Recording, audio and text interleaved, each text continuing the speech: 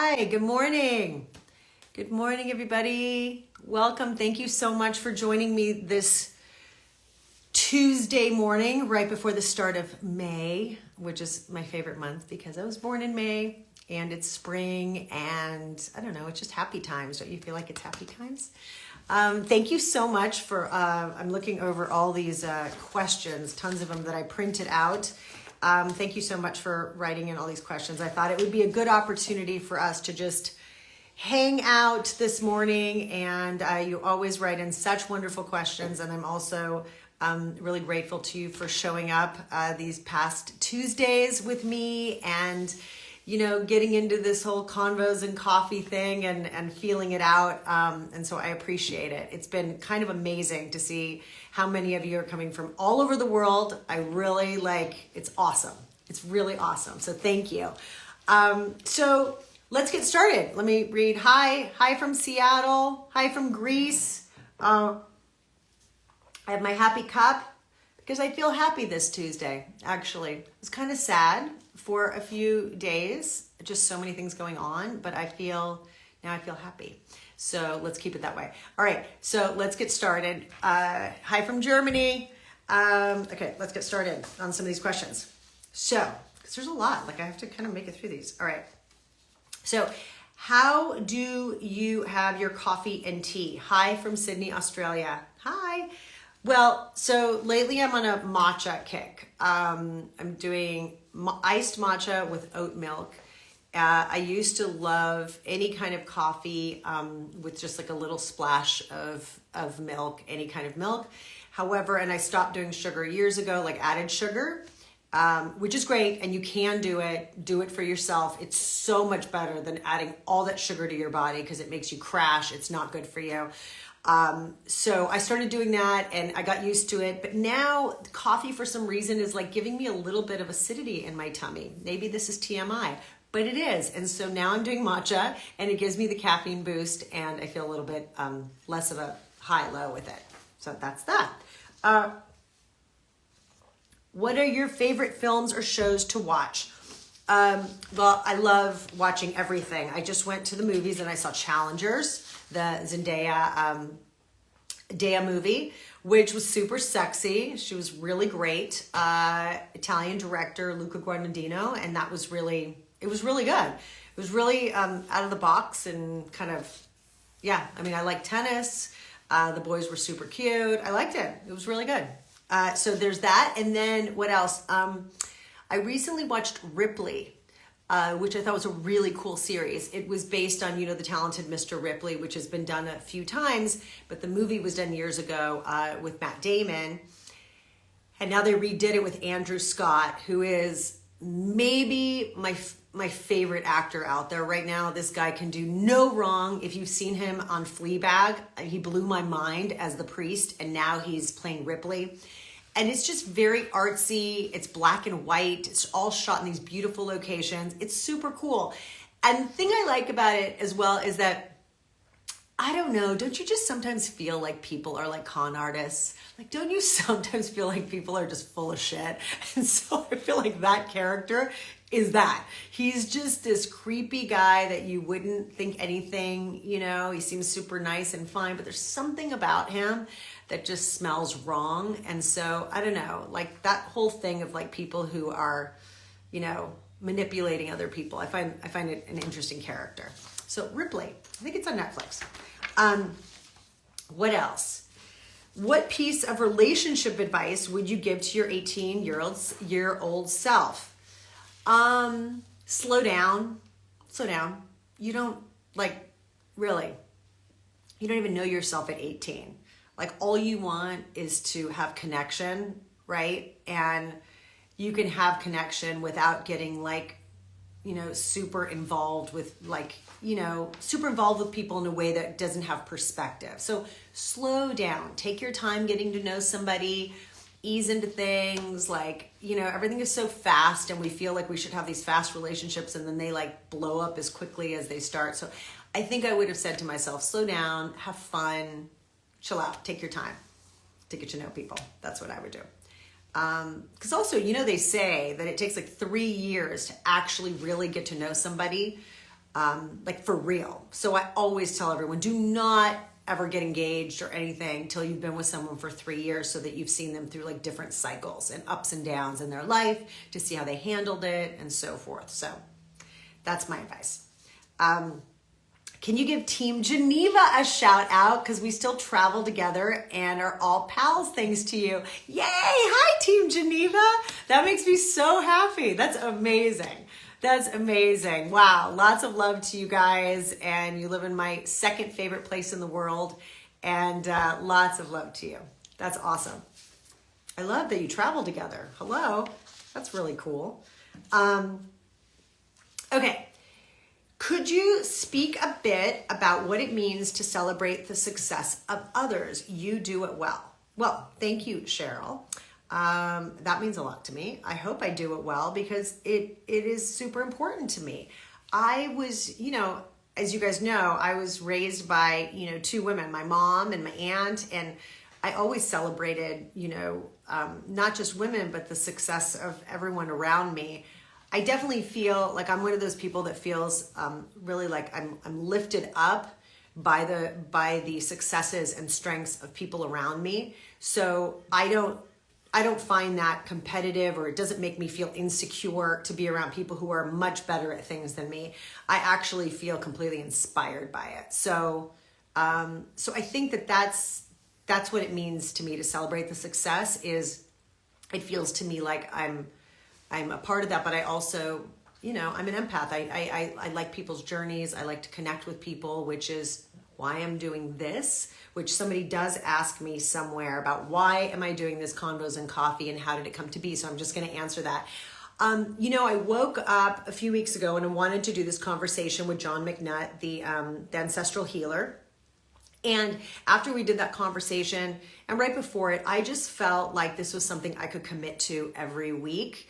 And it was a way to connect with all of you without just sending out random pictures of me and my life. And I don't know, I just really like it. It makes me show up. I don't know, I like how it feels. And so I guess it's a little experimental, but it's something that I just wanted to show up for, and I'm glad you are. So that's all it is.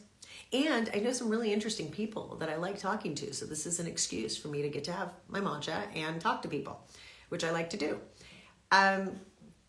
If it was up to you, wait, hold on. What was somebody writing? Okay. If it was up to you, who would you star along with in a movie? Channing Tatum, probably. Ryan Gosling, because they're both hot and nice and they can dance. Because dancing is very important. Like a man that can dance. Not a question, but thank you for being a kind, wonderful person. I hope you're well. Thank you. I hope you're well too, Emma. Okay. What else? What kind of products do you use for your face? I am prepared for this. What kind of products do I use? All right. So as you know, we learn a lot as we age and our skin changes and so forth, and also through the seasons. So I'm going to show you some of my favorite products. I actually brought them to show you.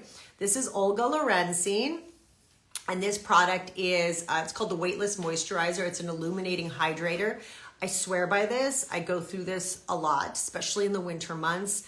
My skin gets dry, and I just feel like if I can use this morning, night, 5 times a day, this really helps me a lot, and I love it. It's Olga Lorenzine. I can tag that for you after. My newest favorite and amazing product by my friend Molly Sims. This is Wise Beauty. This is her morning cocktail vitamin C serum. Vitamin C is super important to use, and it's really great to put on before you put on your sunscreen, which I use every day because I have a lot of freckles and freckly skin. So I love this product. It's so, so good. Thank you, Molly, for doing all your research, and it's fantastic. And then a cream that I'm using right now, which is it's a botanical cream from a company called Orveda, but I'm really enjoying it because it's kind of heavy. Like it feels a little bit, not heavy, but this particular one is heavy. It's called Firm Brew. So I'm hoping that it's firm right under my eyes where we need it to be firm. So Orveda is really good too. And then there's also so many other products that I love, but these are just a few that I'm kind of have on repeat right now. Okay, what else? This is kind of funny because I'm like sitting here talking to myself in a way, but you're all here. Okay, so what else? What else? So am I working on any new TV movie projects? I am. I'm working on so many that my head's about to pop off, but in a good way. I feel like the last years in our film business, as you know, has been really crazy with the strikes and COVID and so many things, and things are slower, and I'm also a mom and I love being a mom. So I've been pickier about like what I want to devote, my next, my time to. But Eduardo and I have a couple projects. We have a television series that I'm super excited about, and I'm cross our fingers that it's gonna be something that goes this year. And I can't wait to share that with you. I have a couple movies I'm working on. I have a film I'm directing. So yes, I have a lot of things cooking, but it's a really funky time in our business. So I wake up every day and get to work and hope that something's gonna something's gonna go. I'm manifesting. Something is going to go. I hope. Okay. Would I consider doing another TV series? Of course. I love television. I've been doing television for years. And yes, I would love to do another TV series. Absolutely. When is the time you can say it's okay not to be okay? Well, when is the time you can say it's okay not to be okay? Anytime? I mean, I think we kind of have to learn to say it's okay not to be okay. But I feel like we all are trained to be on this hamster wheel of getting stuff done. And we live in such a fast society that it's hard to train ourselves to do that. And I'm absolutely one of those people that has to train myself to stop and say, I'm not okay. It actually happened to me this weekend. I just had a lot on my plate, and I felt like I was being pulled in a lot of directions, and I got overwhelmed, and it just stopped me. And I had to take a moment and say, I'm not okay and I need some help. So do it for yourself. Really do it for yourself. It's super important for our mental health and everything. And it is okay not to be okay. We're not supposed to be okay all the time. Whoever told us that we're supposed to was wrong. We're not, and it's okay. So, hi, if you could change your profession, what would you be? I've been thinking about that a lot the last few years because this business has been crazy. But I love storytelling and I love what I do. So it's hard. But I have been thinking about it. I think the thing that I would maybe like is to teach, which is so interesting because when I was in kindergarten, they asked us what we want to be when we grow up. And I put an actress and a teacher. I do feel that directing combines those two as well in some ways, because you're not a teacher per se, you're teaching something, but you do have a vision of something, and you have to bring everybody together, and you have to organize a lot, and so there's those things sort of come together for me. But teaching, I think, is something. I also love design. I love fashion. I love interior design. I'm working on a project now with a couple dear friends, which I'm happy to post about and tell you about another time. But so yeah, we've been working on something that we're going to do in a few weeks, and so that's exciting. So yeah, I keep busy. I stay creative. I think creativity, definitely. I would not be a 9-to-5 person. Would you take capoeira by any chance? Well, William, that is a great question, because I did take capoeira. If you guys don't know what capoeira is, it's like Brazilian street dancing, basically. It's so good. Look it up. They're amazing what they do. But I went to this capoeira show and I was really inspired, and so was Eduardo. And so we went to take capoeira classes.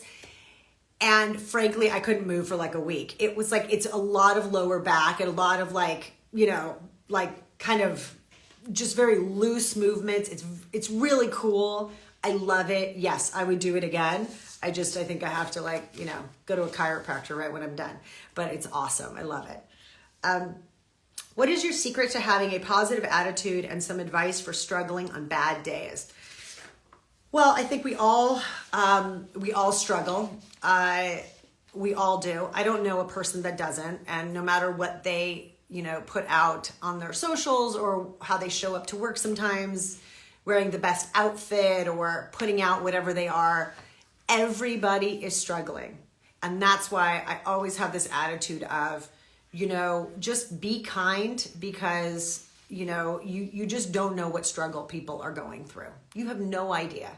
And even if they're not being kind or they're being hateful or they're whatever, I still always come from kindness. I think it's really important to just have empathy and put ourselves in other people's shoes. And especially if you have the strength to do that, then you should do that. Sometimes people don't have the strength, and so they're not behaving in ways that are kind. But what do? I think that I try to slow down, take time for myself, see a friend that makes me happy, listen to music, watch something.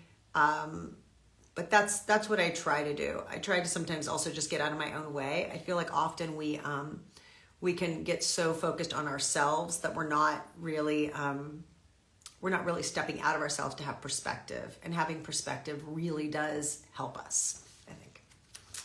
Hi from the Netherlands. I mean, hi to the Netherlands. Okay, so what else? With everything that's going on in the US right now, how do you stay positive? Well, I don't always. And I'm having a lot of feelings right now. I'm having a lot of feelings. I'm having a lot of feelings about just being, being a person my family was I'm first generation here. And when I went to college, I was like the first person in my whole family to go to university. And it was just such a place of, I had so much gratitude for it. It makes me cry. Sorry, I might cry. I'm a little fragile right now. So, because all of this brings up like it makes me sad. That we're at such polarized, like it's such a polarized state. I'm 100% for the First Amendment and exercising our rights of free speech. That's what we do. That's what young people should do. But I also believe in respect for all religions and all cultures. And when we come to something that is such a polarizing thing like what's going on right now, and particularly on college campuses, it breaks my heart, because what I'd like to see is those groups coming together and having a conversation about how it can be solved. And I don't think that using hate speech towards any group is how you solve problems. As a matter of fact, I think a lot of it is bringing in some of the anger and ancestral pain of past things, bringing it to the US in 2024 at a university where we are supposed to be furthering our education and our understanding of how to come together and solve our differences. So that's all I'm going to say on that. But it makes me really sad, and I wish for everybody to that we can come to some common ground on this, and that we can evolve as a society and as people, because hate towards anybody is just the death of our society, and I don't like it. I don't like it at all. So that's what I'm gonna say. So how am I dealing? To answer your question is, again, perspective. I step away oftentimes from news and socials. I'm not always up on everything because it just like hurts my heart. And so I check in with my friends that are struggling, and I talk to people, and I do what I can to just kind of, move past it as much as I can. Especially something like what's going on is like a lot of it feels also so much bigger than us, and it is. And then now because of technology, it's like on a 24-hour cycle on our phones and our computers. So we're always getting bombarded with what's going on. And I just think it's like, it's making for a crisis in all of us. And that's pretty painful. So, okay. How did everything that happened these past years shift your perspective on life? All right. Well, I've been thinking a lot about that, so thank you for that question. I look back now at COVID, and I realize some people have called it the lost years, and that really stayed with me. I feel that in the moment of crises, we all handle things differently, and for me, I tend to get just really inward, really sort of myopic about what I'm dealing with moment to moment. And so what that was for me was taking care of my children and my family and myself and my mental health. And that really felt just like really staying close to home, whether that was cooking and walking and being with my dog, who I love, or whatever it is, or being there for my children when they were struggling online, everything. I feel like that's where my mind went. And that has taken some time to like move past that and into like the transition of, oh no, we're okay. We're back. So I do think that it has shifted my perspective in the sense that sometimes when I struggle with, oh my gosh, but I could have gone to go do this TV show, but I'm home and I'm with my kids or this or that. I think my perspective has changed to say that life moves really fast and we need to stay grounded and present to the things that matter to us most. And so I am staying grounded and present to the things that matter to me and taking care of my home, myself, my family. And when that is all good, then I feel like I can, like I'm now finally getting ready to like, you know, go back to the world. But like, so anyway, does that make any sense? Does that make sense?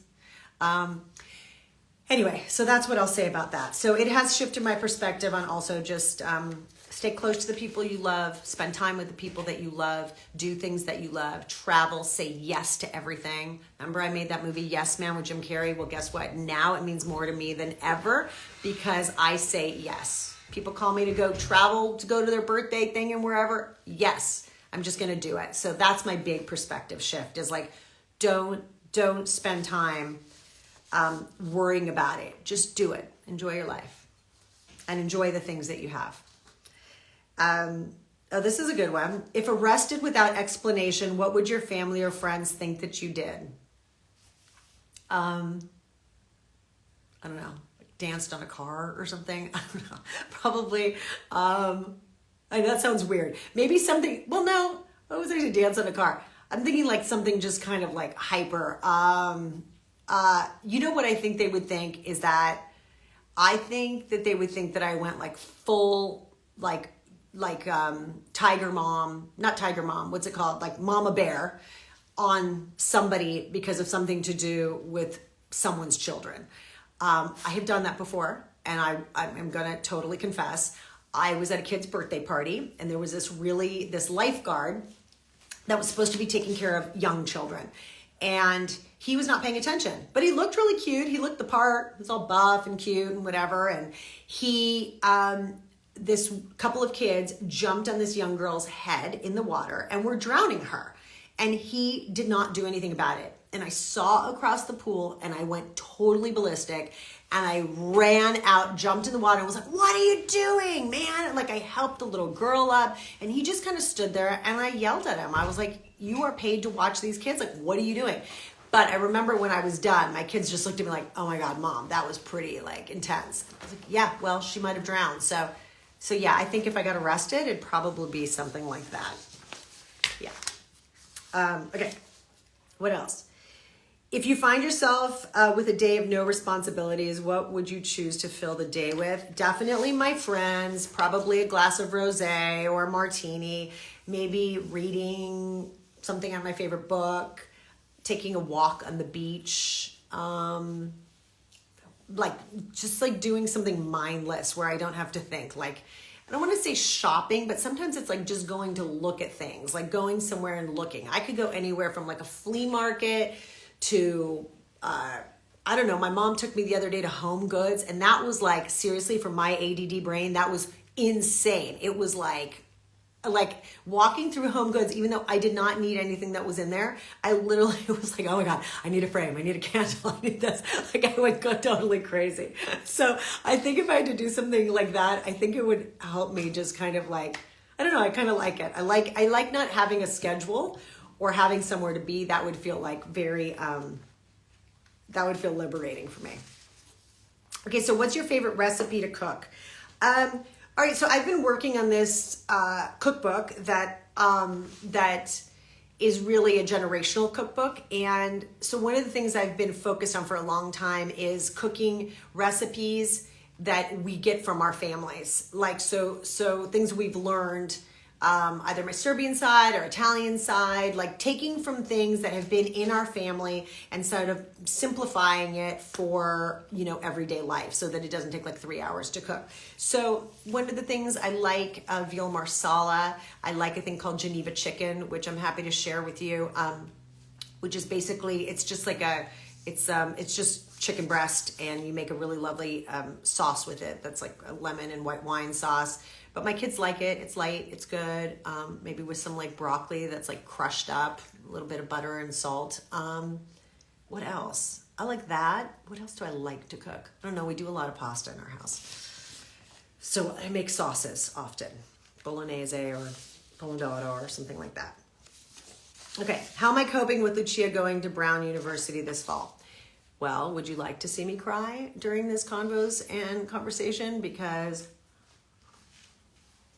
two things making me cry: my baby leaving and what's going on in the world. So this morning, I woke up early because for 6 years, we have been taking Lucia to the same, where we drop her off at her bus for school. There's a coffee shop, and we go to that coffee place every morning. And then it kind of evolved about 1.5 years ago when she got a car. And so then she was driving, and so we felt like we were missing that whole experience. So we then go and meet her at the coffee place and just sit there with her until she has to go to school. Till she leaves. And today we feel like we're in the last stretch of this because she's finishing and done with school in a month. And so today we all got up and we went together to this coffee place where everybody knows our name and they all know Lucia's name. And we just sat there having our coffees. And then, so I'm super excited and super proud of my girl because it's been such a hard time for this whole generation of kids that had to go through COVID. So I feel so much pride for what she's accomplished and for her future. So I'm filled with that.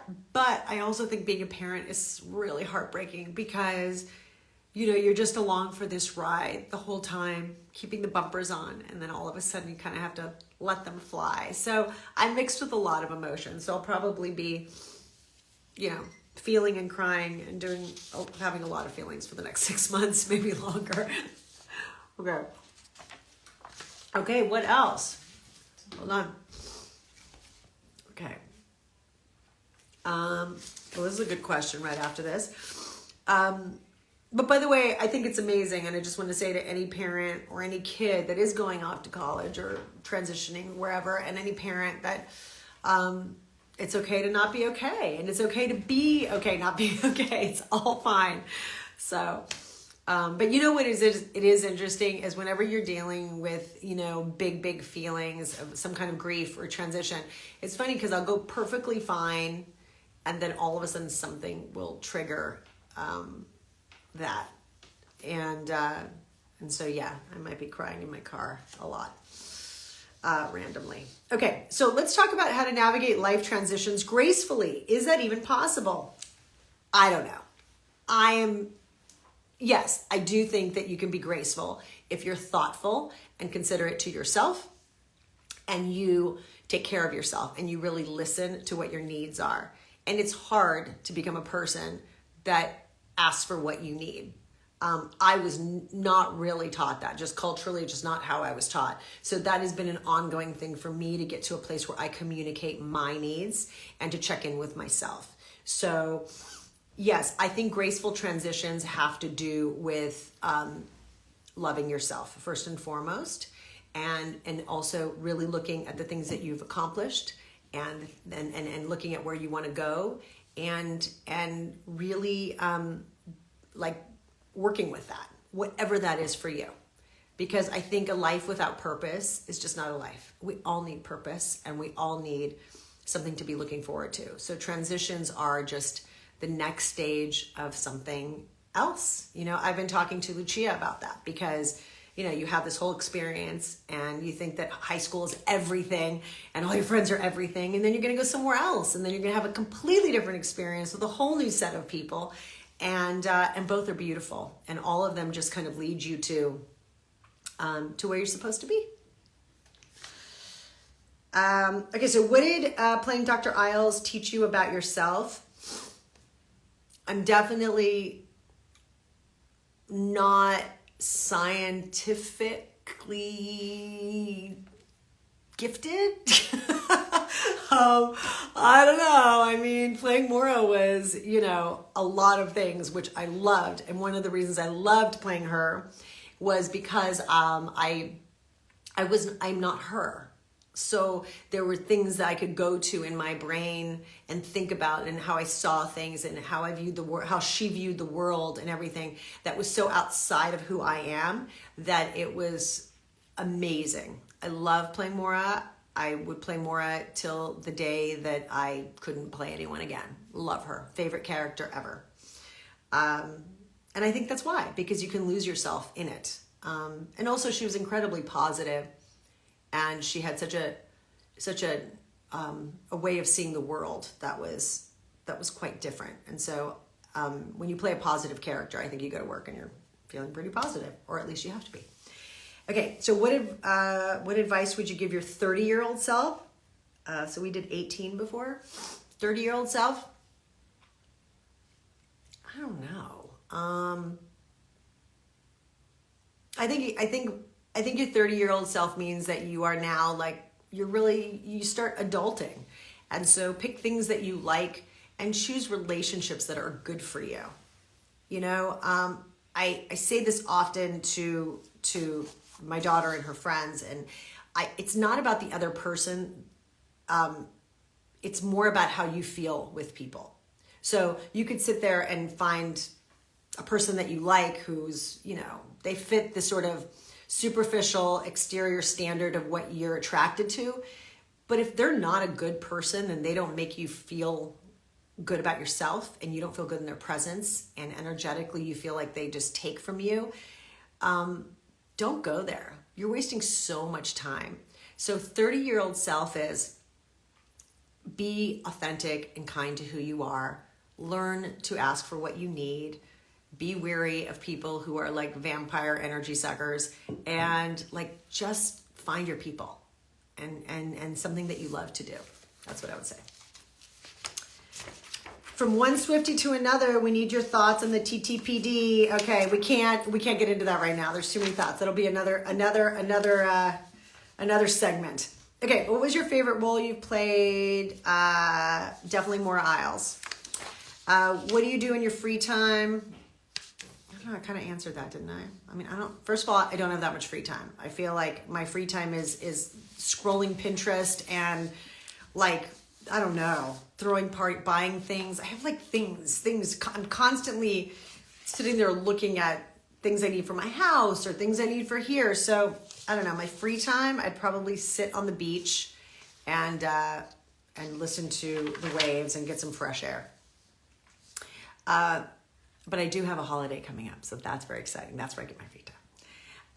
What would be your dream TV, movie, theater role? We kind of already said that a little bit. What's your favorite happy childhood memory? It's tough. It's my favorite happy childhood memory. I have a lot of wonderful memories being with my grandparents. They were just the greatest, and I would spend all my summers with them, and I just loved them. I still remember holding my grandpa's hand, holding my grandma's hand. I just remember how safe and loved I felt. So a lot of my childhood memories evolve around the family table and us just being together. It wasn't anything specifically, it was just everyone being together. Yeah. All right, what else? If you could be a fly on the wall and follow anyone around for a day without them noticing, who would it be?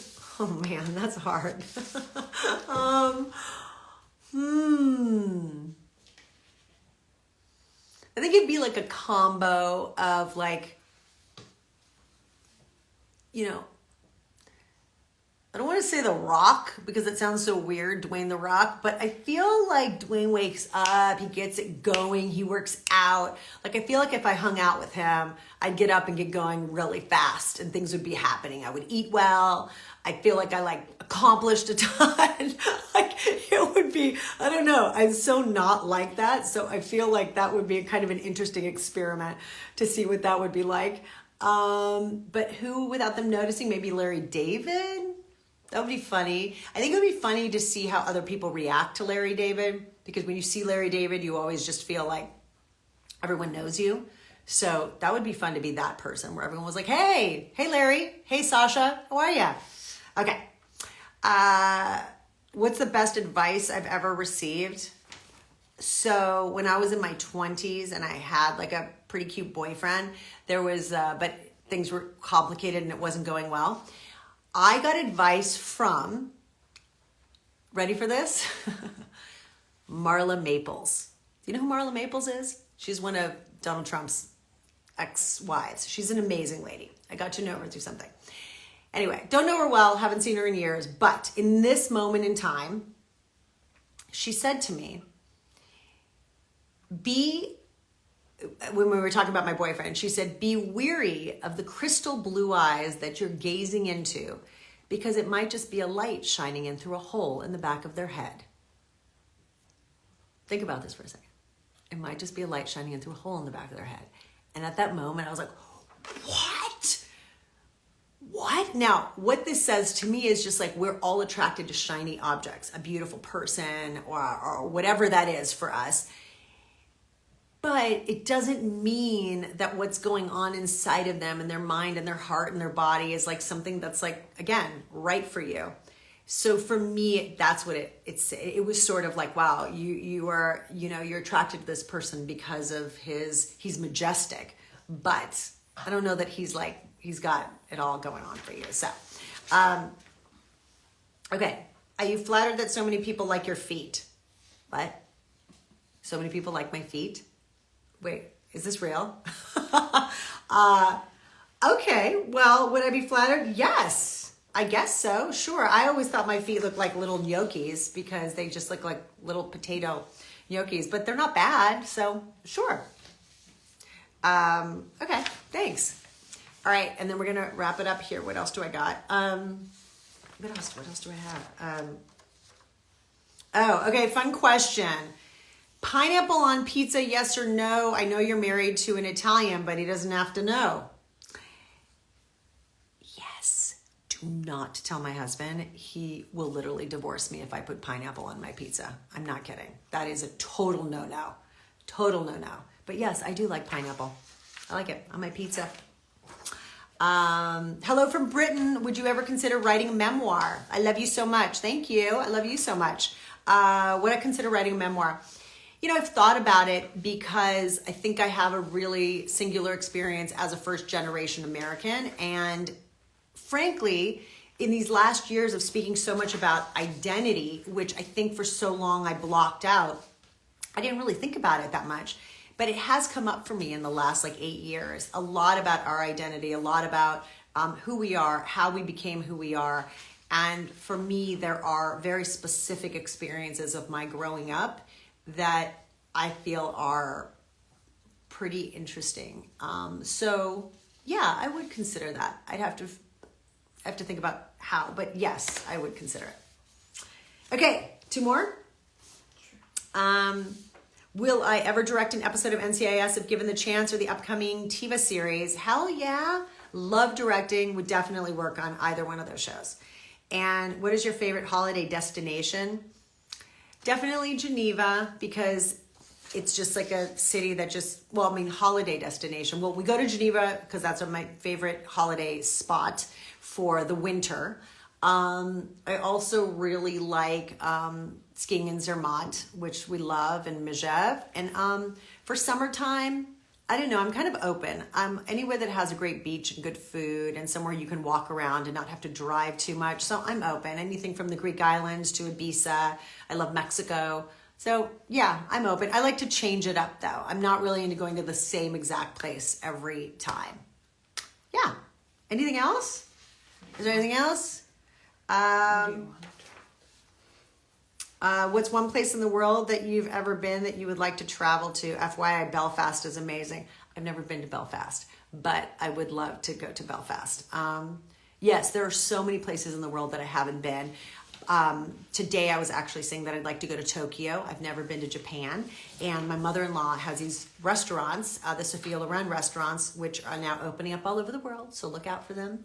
And it's gorgeous. It's like a 4-story gorgeous building. So I would like to go there to eat pasta in Tokyo and many other things because Tokyo is supposed to be incredible. So I want to do that. Okay, I think that's it. We have there's like, honestly, there's like another, I don't know, 50 something 100 questions. I don't know, but I'm going to stop here. So thank you so much for writing in. I hope I answered a lot, enough, and we can definitely do this again. Let me know if you want to, and so I appreciate you very much. Thank you for hanging out with me. Thank you for tuning in. I hope that you have a really happy and healthy Tuesday, and sending lots of love your way. Ciao.